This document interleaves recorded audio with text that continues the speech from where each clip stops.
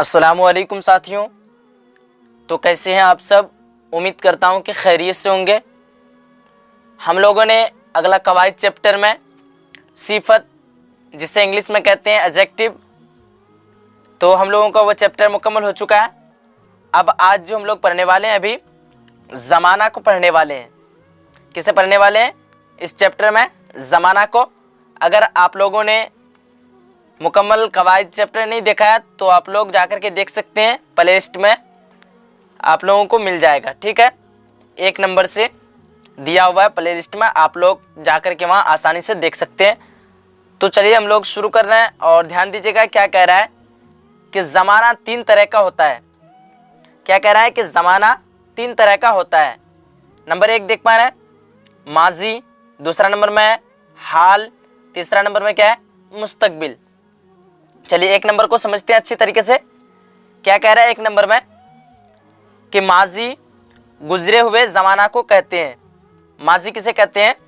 गुजरे हुए ज़माना को माजी कहते हैं। जैसे में देख पा रहे हैं, वह गया, अहमद ने पढ़ा। ठीक है, और हम लोग जो है इंग्लिश में जिसे हम लोग कहते हैं पास्ट टेंस, वही हुआ आपका ये माजी। अब अगला क्या है? दूसरा नंबर में हाल, जिसे इंग्लिश में कहते हैं हम लोग प्रेजेंट, और उर्दू में क्या कहते हैं इसे? हाल। तो ध्यान दीजिएगा क्या कह रहा है कि हाल मौजूदा ज़माना को कहते हैं।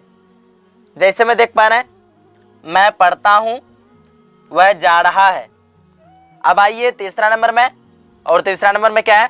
मुस्तकबिल, जिसे इंग्लिश में कहते हैं फ्यूचर। ठीक है, अब ध्यान दीजिएगा क्या कह रहा है कि मुस्तकबिल आने वाले ज़माना को कहते हैं। जैसे देख पा रहे हैं, वह जाएगा, और आगे है मैं आऊँगा। अब आइए क्या कह रहा है कि ज़माना के एतबार से जो है फेल की किस्में। ठीक है, मैं आप लोगों को पहले ही बता चुका था कि आप लोगों को अच्छी तरीके से फिर फेल समझाएंगे। तो चलिए ध्यान देते हैं क्या कह रहा है कि ज़माना के एतबार से फेल की किस्में। 1 नंबर में दिया हुआ है फेले माजी, जिससे गुजरा हुआ ज़माना समझा जाए। जिससे क्या समझा जाए? गुजरा हुआ ज़माना, यानी जिसे कहते हैं हम लोग इंग्लिश में पास्ट टेंस। ठीक है, जिससे गुजरा हुआ ज़माना समझा जाए। जैसे देख पा रहे हैं, आया है, आया था। अब आगे देख पा रहे हैं, अगर, आता, आया होगा। ठीक है, अब आगे देखते हैं दूसरा नंबर में क्या है? फेल हाल। तो फेल हाल में क्या है? जिससे मौजूदा ज़माना में काम का होना या करना पाया जाए। तो जैसे में देख पा रहे हैं आप लोग, क्या दिया हुआ है? वह तुमको पढ़ाता है, मैं रोज़ाना काम करता हूँ। ठीक है, चलिए अब आगे बढ़ते हैं। और अगला क्या है हम लोगों का? फेले मुस्तकबिल। तो फेले मुस्तकबिल, जिससे आने वाला ज़माना ज़ाहिर हो। जैसे में देख पा रहे हैं, आएगा, जाएगा। क्या कह रहा है? जैसे में आएगा या फिर जाएगा। अब आइए चौथा नंबर में क्या है? फ़ेले मुज़ारा। क्या है? फ़ेले मुज़ारा। तो जिससे हाल और मुस्तकबिल दोनों ज़माने समझे जाए। जैसे देख पा रहे हैं, वह आए तो मैं जाऊं। क्या कह रहा है? वह आए तो मैं जाऊं। चलिए अब 5वां नंबर में देखते हैं, और 5वां नंबर में क्या है? फ़ेले अमर। फ़ेले अमर को समझते हैं। फ़ेले अमर, जिससे काम के करने का हुक्म या दरख्वास्त ज़ाहिर हो। जैसे देख पा रहे हैं, किताब पढ़ो, ख़त लिखो। अब 6ठा नंबर में क्या है? फ़ेले नहीं। फ़ेले नहीं में क्या है? जिससे काम के न करने का हुक्म ज़ाहिर हो। जैसे न आओ, मत जाओ। ये सब जो है आप लोगों को पूछा जाएगा, एग्जाम्पल दे देगा कि इनमें से जो है कौन सा फ़ेले नहीं है। तो इसी तरह का एग्जाम्पल दे देगा, न आओ या फिर मत जाओ, अब न रो, मत डरो। इसी तरह आप लोगों का रहेगा, इसलिए आप लोगों को अच्छी तरीके से याद कर लेना है। ठीक है, क्योंकि ज़्यादातर मैं कवायद इसलिए पढ़ा रहा हूँ क्योंकि ज़्यादा नंबर का जो पूछा जाएगा आप लोगों को कवायद से ज़्यादातर पूछा जाएगा। ठीक है, नोट दे करके क्या समझाता है, इंपॉर्टेंट चीज़ ध्यान दीजिएगा कि फ़ेले मुज़ारा का वजूद। ध्यान दीजिएगा क्या कह रहा है? फ़ेले मुज़ारा का वजूद उर्दू में ज़रूरी नहीं है, क्योंकि वह हाल और मुस्तकबिल में मौजूद है, क्योंकि वह हाल और मुस्तकबिल में मौजूद है। इसी तरह फ़ेल अमर और नहीं का तअय्युन ज़माना से नहीं होता है। ठीक है, आप लोग इसको अच्छी तरीके से समझ लीजिएगा, चाहे तो आप लोग इसका स्क्रीनशॉट ले सकते हैं। चलिए आगे बढ़ते हैं हम लोग।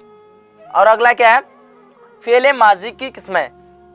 क्या है फ़ेल माजी की किस्में? तो ध्यान दीजिएगा, फ़ेल माजी की कितनी किस्में हैं? क्या कह रहा है कि फ़ेल माजी की 6 किस्में होती है। पहली किस्म क्या है, माजी मुतलक। याद रखिएगा सारा को, फिर मैं आप लोगों को पूछूं तो बताने में आसानी हो। क्या है फ़ेल माजी 1 नंबर में। दूसरा नंबर में क्या है, माजी करीब, माजी बईद, माजी शिक्या, माजी इस्तमरारी, माजी तमन्नाई। अब चलिए 1 नंबर को सबसे पहले समझते हैं, जिसे कहते हैं माजी मुतलक। तो माजी मुतलक गुजरा हुआ ज़माना जिससे यह ना मालूम हो कि अभी गुजरा है या बहुत ज़माना हुआ, या फिर बहुत ज़माना हुआ कि गुजर गया। जैसे मैं देख पा रहा है आया, गया, लिखा, पढ़ा वगैरह। ठीक है, अब दूसरी किस्म को देखते हैं। और दूसरी किस्म क्या है, माजी करीब। तो माजी करीब में क्या कह रहा है कि गुजरा हुआ वह ज़माना जिसको गुजरे हुए कम मुद्दत हुई हो। जैसे मैं देख पा रहा है आया है, गया है, लिखा है, पढ़ा है वगैरह।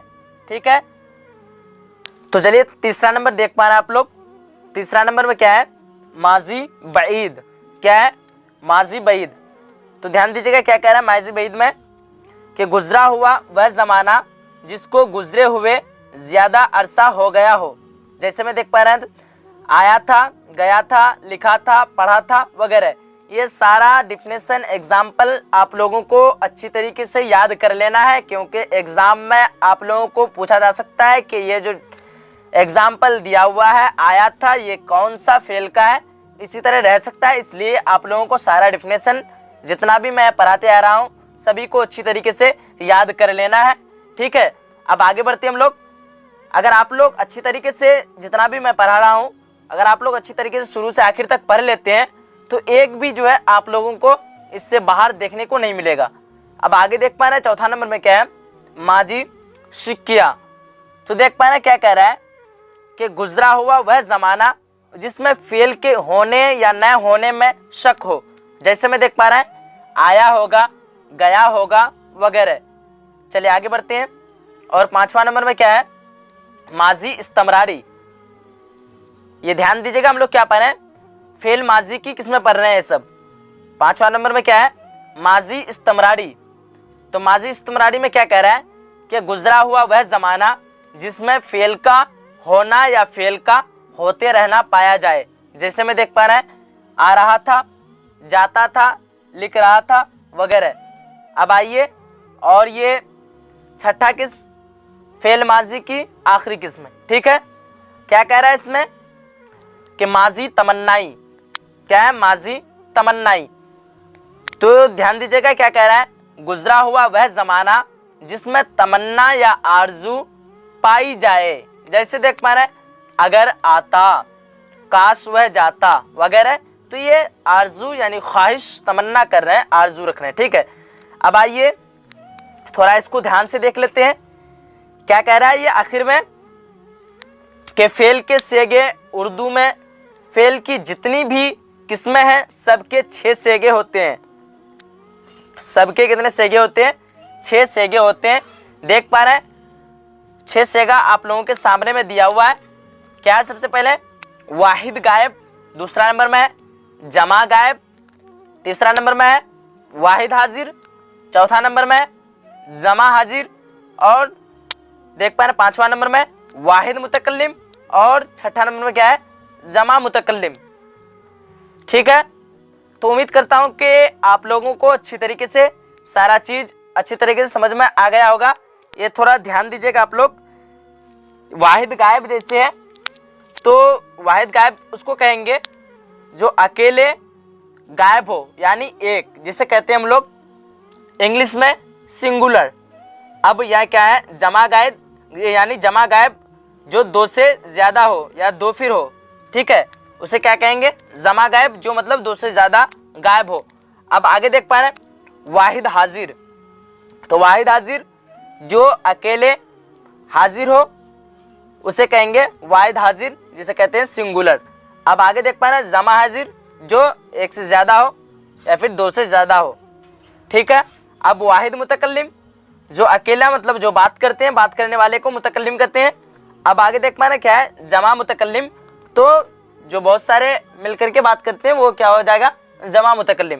ठीक है। उम्मीद करता हूँ कि आप लोगों को अच्छी तरीके से समझ में आ गया होगा। तो साथियों, आप लोग जाते जाते वीडियो को लाइक कर दीजिए।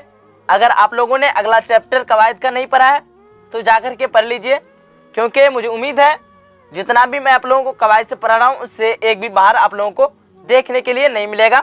चलिए फिर हम लोग मिलते हैं अगली क्लास में। जब तक के लिए खुदा हाफिज़।